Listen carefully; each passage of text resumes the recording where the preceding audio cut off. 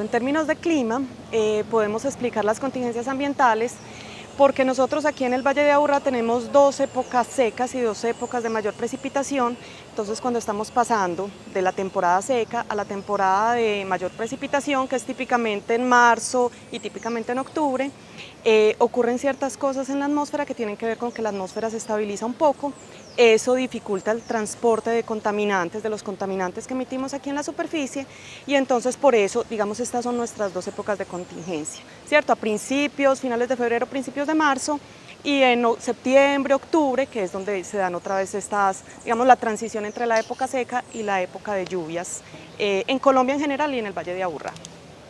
Son intermitentes precisamente por lo mismo, o sea, la atmósfera es un medio que se mueve muy, pues digamos, pasan cosas en escalas de tiempo muy cortas, entonces a veces nos damos cuenta que se están presentando, digamos, cosas aquí en la atmósfera sobre el valle que nos llevan, por ejemplo, como hoy, a declarar, digamos, emergencia o alerta ambiental.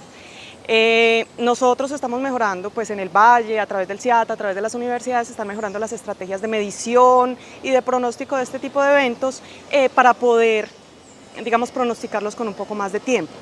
De todas maneras, aunque es un sistema que todavía le faltan muchas mejoras, hay que pensar en que, por ejemplo, hace algunos años nos estábamos respirando este aire tan contaminado sin darnos cuenta. Ya al menos tenemos un sistema que nos informa, así sea con unas horas de antelación.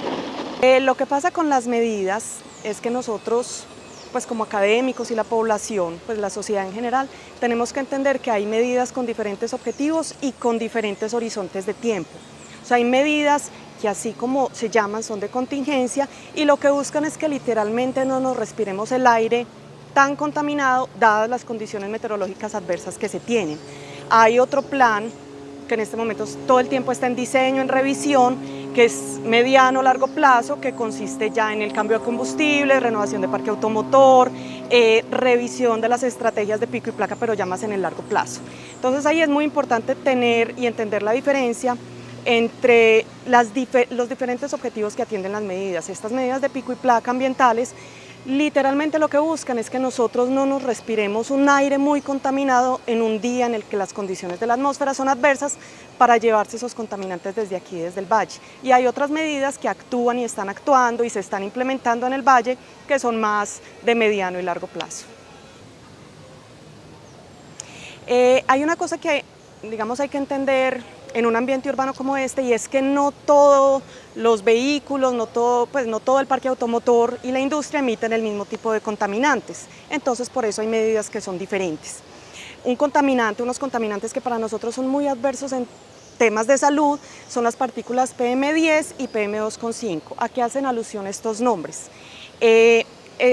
Pues los dos nombres hacen alusión al tamaño de las partículas. Entonces, por ejemplo, hay un tipo de vehículos y un tipo de industria que produce mucho PM10 y hay otro que produce PM2,5. Lo que pasa con estas partículas, las PM2,5, eso hace alusión a las micras, al tamaño de la partícula, son más pequeñas y tienen la capacidad de entrar en el tracto respiratorio y quedarse acumuladas en los pulmones y no salir de ahí. Entonces, digamos que es en términos de la salud, es muy nociva porque eso es lo que nos ocasiona episodios, digamos, de enfermedades respiratorias. Las PM10 también, pero son un poquito más grandes, entonces, digamos, sus efectos son un poquito distintos, un poquito menos adversos en la salud. Pero las dos, por supuesto, son nocivas y como les decía ahorita, no todo el parque automotor ni toda la industria emite el mismo tipo de contaminantes, por eso hay normas que aparecen diferentes y que atacan, dependiendo el momento y dependiendo el horizonte del objetivo de la medida, diferentes sectores de, digamos, de producción de contaminantes, de emisión de contaminantes. Pues y después, digamos, de esta breve introducción, es muy importante que nosotros como sociedad entendamos que las universidades, los centros de medición, estamos trabajando en tener cada vez pronósticos más certeros, que hay una componente muy grande que es nuestro aporte individual al tema de emisión de contaminantes. O sea, esto es un trabajo de sociedad, nosotros desde la academia, digamos, dando respuestas, ofreciendo propuestas, planteando soluciones, y la sociedad, por supuesto, pues, entendiendo que esto es un estudio, son estudios en desarrollo, y que por supuesto todos estamos con el objetivo de tener un aire más limpio, unas condiciones ambientales más limpias para vivir en la ciudad.